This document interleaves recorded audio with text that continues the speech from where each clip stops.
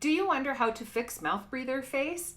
I think the real answer is to prevent it before it happens. So that means we're going to be looking to our little people to encourage them or model, encourage them to start nasal breathing, model nasal breathing yourself, or to take corrective action when things look like they're not going correct, okay? Now, of course, adults who are mouth breathing, you're not necessarily going to fix the bony structure of the face that has already been developed since you were age 10 to 12, but learning to close your mouth is simply going to make you look more attractive.